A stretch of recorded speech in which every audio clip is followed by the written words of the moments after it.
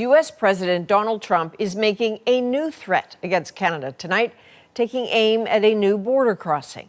The Gordie Howe Bridge will connect Windsor, Ontario and Detroit, and it's set to open this year. But Trump is threatening to block it, claiming the bridge was built with no American materials. The bridge was fully funded by Canada's federal government, but now Trump is demanding the U.S. be, quote, fully compensated. Here's what Mark Carney had to say about a call he had with the Late tonight, President Donald Trump fired off a fresh warning aimed straight at Canada and, surprisingly, at a bridge that isn't even open yet. The target is the Gordie Howe International Bridge, the long-planned new border crossing linking Windsor, Ontario to Detroit, Michigan. The project is expected to open this year, and it's been pitched for years as a practical fix for a very practical problem. Too much trade, too many trucks, not enough smooth flow at one of the busiest commercial border corridors in North America. But Trump is now threatening to block the bridge from opening, arguing that the structure was built with virtually no American materials. He's also demanding that the United States be fully compensated, even though Canada covered the upfront costs. That message didn't stay in the online rhetoric lane for long. It quickly turned into a real political issue, with Canadian officials addressing it publicly and U.S. officials reinforcing Trump's position from the White House podium.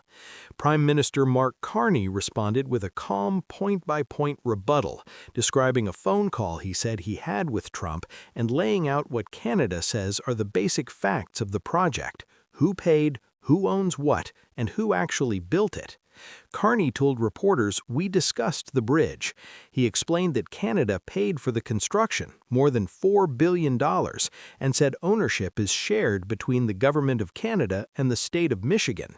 He also pushed back on the idea that the bridge is somehow non-American, saying the construction involved both Canadian and U.S. inputs, Canadian steel and workers, yes, but also U.S. steel and U.S. workers. In Carney's framing, this bridge is the opposite of a cross-border scam. It's a visible, expensive example of the two countries doing something jointly because it benefits both sides: commerce, tourism, and day-to-day travel across a border that millions of people and businesses rely on. And that's why Trump's threat landed with such force, because it's not just about concrete and steel, it's about leverage, symbolism, and money. A bridge like this isn't a ribbon-cutting photo op, it's a piece of economic plumbing. Mess with it, and you don't just create political noise, you potentially disrupt supply chains. Trump's post, published Monday night on Truth Social, was blunt and confrontational. He said he would not allow the bridge to open unless the United States is fully compensated for everything we have given them, and he added that Canada must treat the U.S. with the fairness and respect he says it deserves.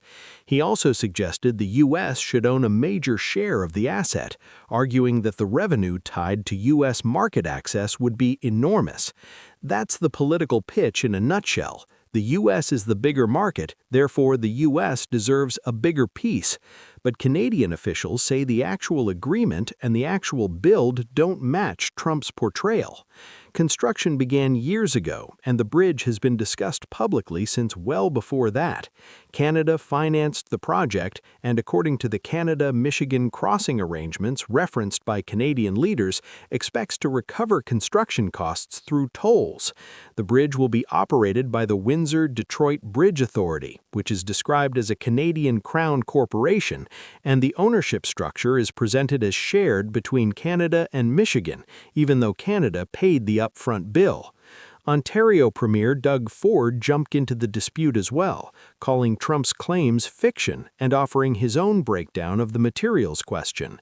Ford said the main span used a majority of Canadian inputs because Canada was paying for it, but he emphasized that U.S. materials and labor were also involved, particularly on the Michigan side, including the interchange work and connections into the American road network. In other words, even if you wanted to argue about percentages, it still wouldn't support the claim that the bridge was built with no American content, and it definitely wouldn't change the central point that Canada says it financed the build. Carney, for his part, described his call with Trump as positive in tone and suggested he believes the issue can be resolved.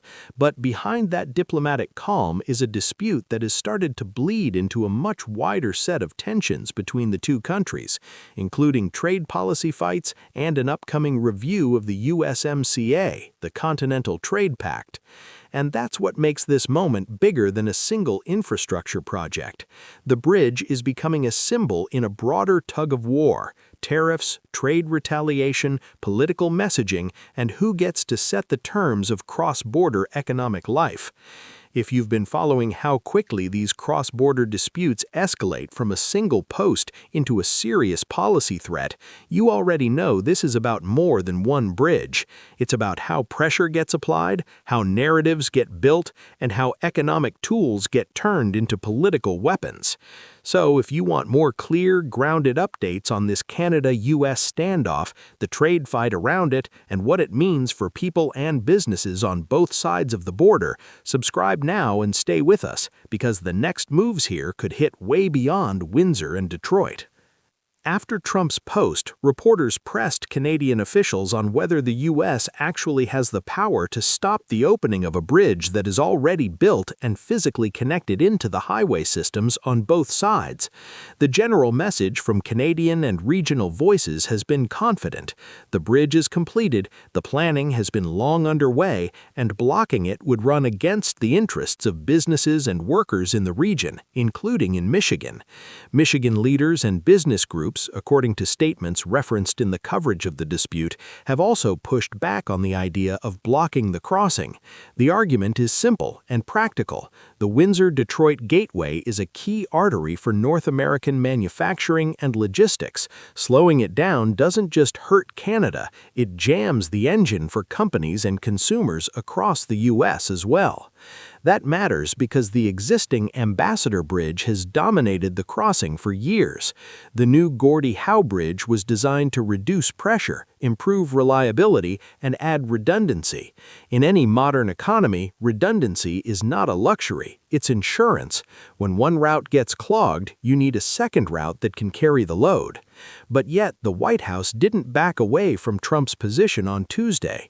In a press briefing, Press Secretary Caroline Leavitt described the situation as unacceptable from the president's point of view, highlighting two complaints: the idea that Canada would control what crosses and that the land on both sides is owned in a way Trump dislikes, plus the claim that the project should have used more American-made materials.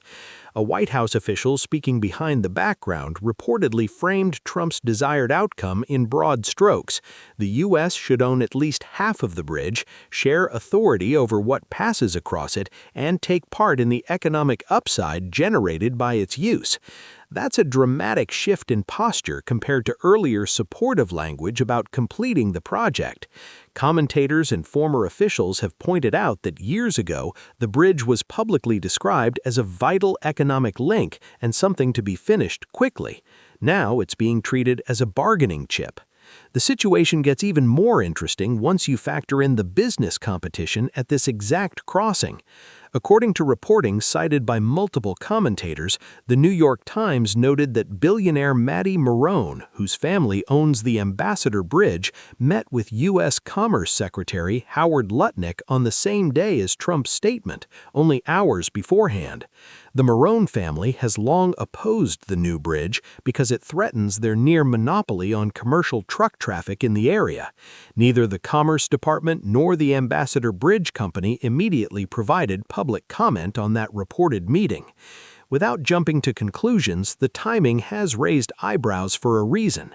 When a rival asset is about to open and the owner of the old asset is politically connected, people naturally wonder who benefits from delays, uncertainty, or regulatory roadblocks. On the Canadian side, the government's position is that the arrangement is already set, already signed, and already justified by the balance of benefits. Canada fronted the money, Canada expects to recover costs via tolls, and the benefits spill over into Michigan and the U.S. economy through trade efficiency, jobs, and regional growth. After the costs are recovered, Michigan is expected to be eligible for a significant share of net toll revenues, a detail Canadian leaders and provincial officials have emphasized while arguing that the project is not some one-way gain for Canada. At the same time, this bridge fight is happening in a tense, wider climate. Canada-U.S. trade talks have reportedly been strained for months, with flare-ups connected to tariffs, retaliatory measures, and political messaging on both sides. Trump has also pointed to other grievances, including Ontario's responses to U.S. tariff policies and Canada's discussions with China, warning Canada against getting too close to Beijing. Carney, speaking after the call, said the conversation touched multiple issues and that Canada would follow up through the normal diplomatic channels, including discussions related to the USMCA review. However, even within the U.S. side, there's been an effort to narrow what negotiations means. While Trump wrote that negotiations would start immediately, an official clarification suggested he meant negotiations about the bridge specifically, not a broader reopening of trade talks. Carney also mentioned that the U.S. ambassador to Canada, Pete Hoekstra, who is from Michigan, was asked to help smooth discussions around the bridge. Carney tried to keep the mood light at one point, joking about a U.S.-Canada women's Olympic hockey matchup and predicting Canada would win. It was a small moment of humor in what is otherwise a serious dispute. Because if this escalates, the fallout wouldn't be symbolic.